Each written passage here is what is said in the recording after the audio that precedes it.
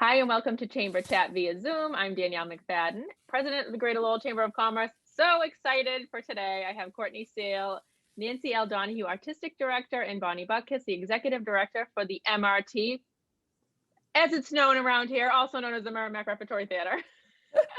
How are you both? Good, Danielle. Thanks for having us. Yes, and happy 1-year anniversary at the MRT, Courtney. Thank you. Thank you. Probably the wildest celebration? first year. A wild first year for Courtney. Crazy. It has been quite the wild year. It'll be great when we can all be together in person. That's coming soon. But you're here with some exciting news. Yes. So we are, as we talk to you now, we are currently in rehearsal for our first filmed production of our 42nd season, a piece called Until the Flood by Dale Orlander Smith. And we're able to offer that piece in the comfort of folks' homes. We're rehearsing it and building it like we would anything at the MRT. But in our agreement with our union partners and keeping everybody as safe as possible, aired on the side of streaming. And we're going to do that piece. And then we also have a second piece called A Woman of the World by Rebecca Gilman that will follow in the spring. That is so exciting. So how will that work? Will it be you'll have a regular schedule like you would have normally, or is this like a one-time thing where you view it? How does that work? Bonnie, why don't you take that one? So subscribers and ticket buyers will receive a link and they can just click on that to view the performance. There's some added bonuses, including an introduction, an interview. So depending on which ticket you buy or whether you're a subscriber, you have the option to view some of those. And then there's a window of time that you can view it. So you can do it at your leisure. You know, you can do it at 10 o'clock on Sunday while you have brunch, or you can do it at 7 o'clock on Friday night. And it's just a one-click link. You don't have to have a password or any of that. So we tried to make it as easy as possible. We're excited to be able to offer this. We had to do a lot of safety work in order to make this happen, including some HVAC and some ventilation.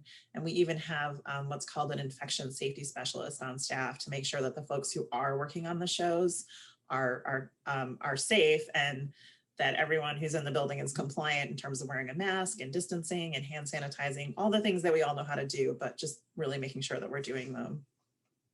Yeah, rumor has it you have a 37-page safety plan. The rumors are true. Wow. Yeah, we're working on we did a filmed piece in the fall, which actually was initially we were hoping to do outdoor live with a small group. We work with several unions and learned quickly, just because the case numbers in the fall had spiked up, we couldn't get permission from one of our unions. So we had some groundwork laid out in terms of putting that plan together. But I will say it's a massive team effort. I think not only in the creation of the plan, this is also like, we joke that we've become really skilled in HVAC technicians and, building engineer skills have really been bolstered.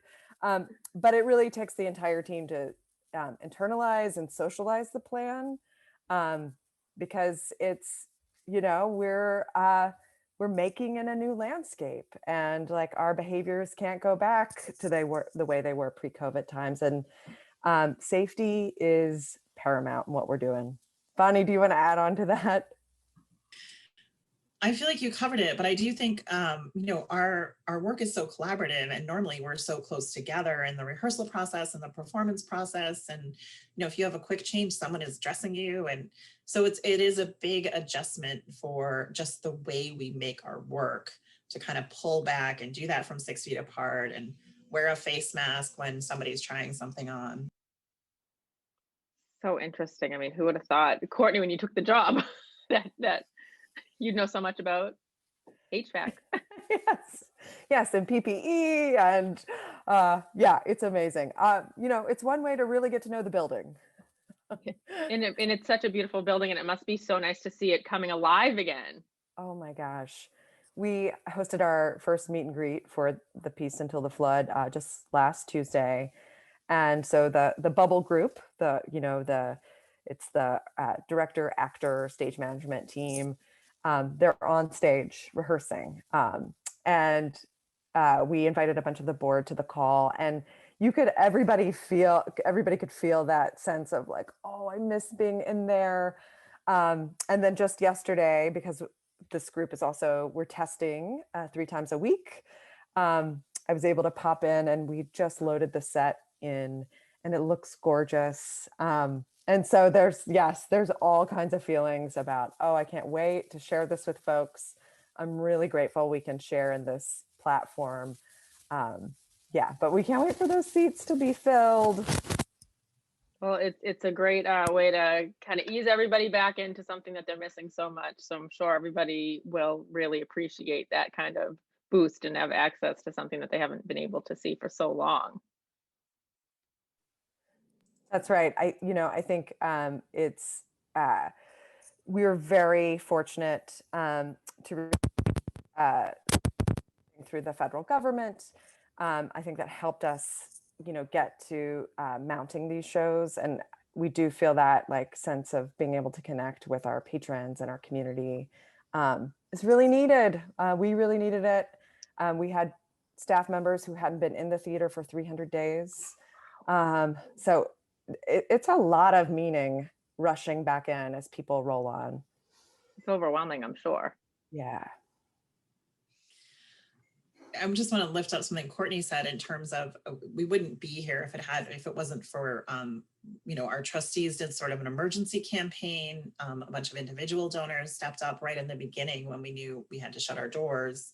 And then, as Courtney said, we were fortunate to receive PPP funding, and then also some funding from the National Endowment for the Arts. So that has really helped us survive. It's hard to believe these 12 months. And I'm not sure where we would be without that funding. We made drastic cuts, but there's some things we can't change. We can't change the expenses related to the buildings that we rent and own. So it's been an adventure, and I'm really grateful that all that funding came through, and for those political representatives that really advocated for us. And also we received funding from Mass Cultural Council. So I want to lift those things up in this conversation. Also because producing for film is actually more expensive for us. So not only we have all the regular production costs, we had to build the scenery and all of that, but then we were filming it with a professional videographer, and then preparing that to be streamed. So there's some additional costs there. And then all the costs of the PPE and the infection safety specialist. So it's a lot of money to be producing right now.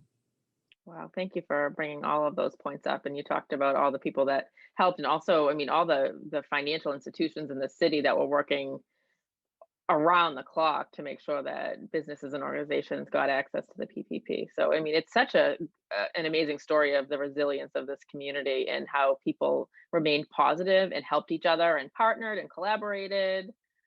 So when you are able to kind of take a step back and really look at it, it's pretty amazing. Danielle, I want to echo that in a big way. And I thought, Bonnie and I are in lots of conversations nationally with our peers across the country, and many theaters weren't this fortunate. And I do think that speaks to the specificity of this particular community and the way people lifted each other and helped each other. So feeling that profoundly.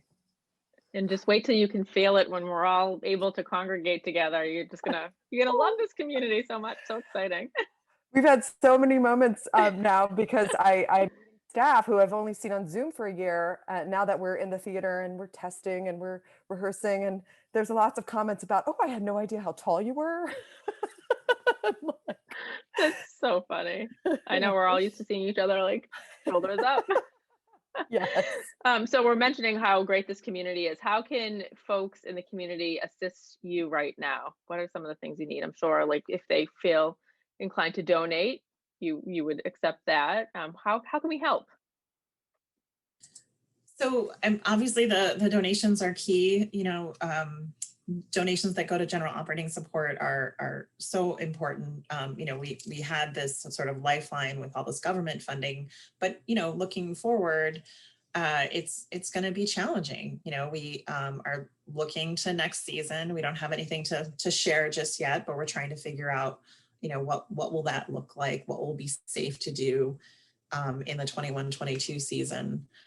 We do have a fundraiser coming up on June 11th, and that will be online. So, really anyone can join us for that. And we'll have some ticketing information. We'll have a really affordable ticket price. So we're hoping that lots and lots of people will come.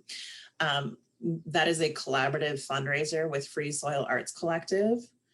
So Free Soil and MRT will both have some great things to share. And I think we're going to be celebrating Lowell in some really unique ways. And then buy tickets. The tickets for the streaming shows are really affordable. And I think the two pieces that we're doing are really powerful and a great way to spend your evening or your brunch or whatever time you want to watch our shows. And the chamber and me has to say, go pick up takeout from your favorite restaurant and eat while enjoying a great show. So there's so many different ways that you can kind of bring all the elements of the community together.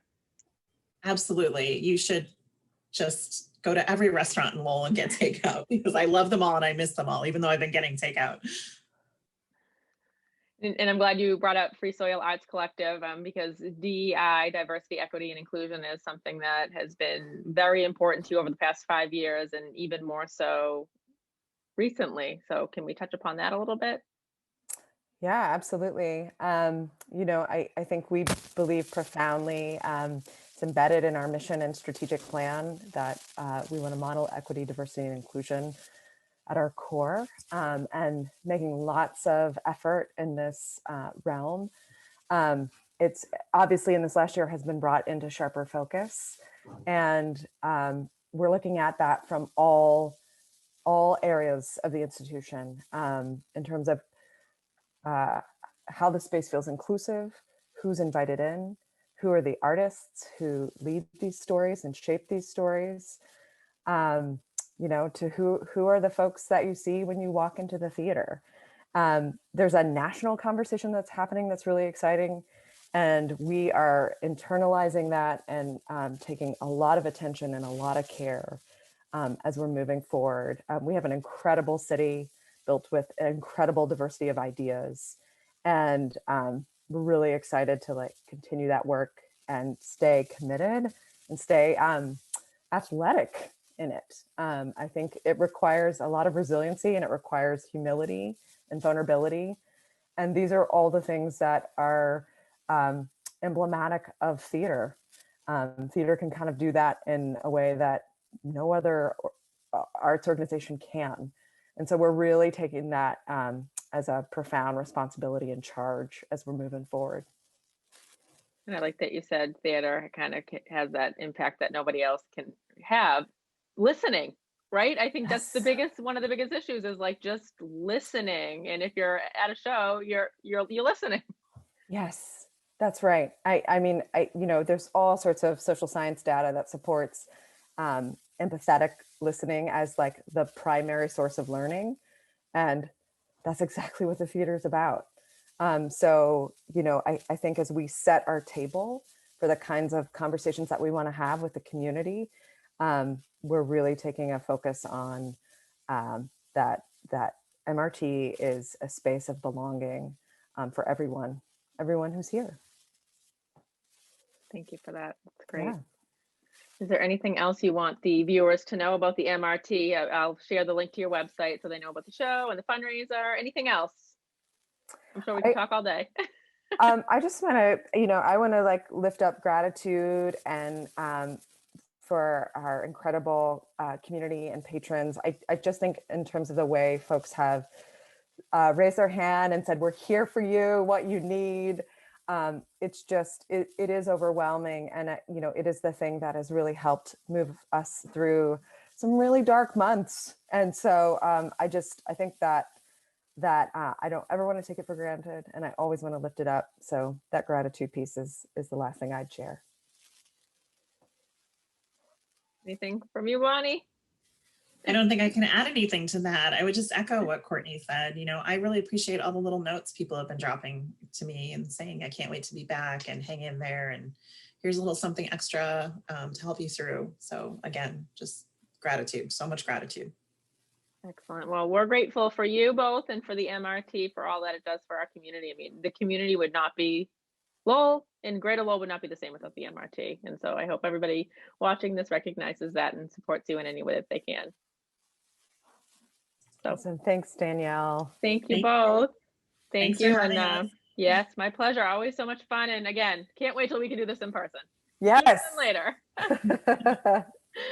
And thank you all for tuning into Chamber Chat, and we will be back again soon. Thanks so much. The Coalition for a Better Acre invests in communities, developing stable neighborhoods, and building futures. Since day one, Enterprise Bank has been CBA's leading local funder because Enterprise understands commercial lending, how to streamline the process, and make it easy, serving as a trusted advisor and partner. Whatever your idea of success, Enterprise can help get you there. Enterprise Bank. Create real success. Member FDIC. Equal housing lender.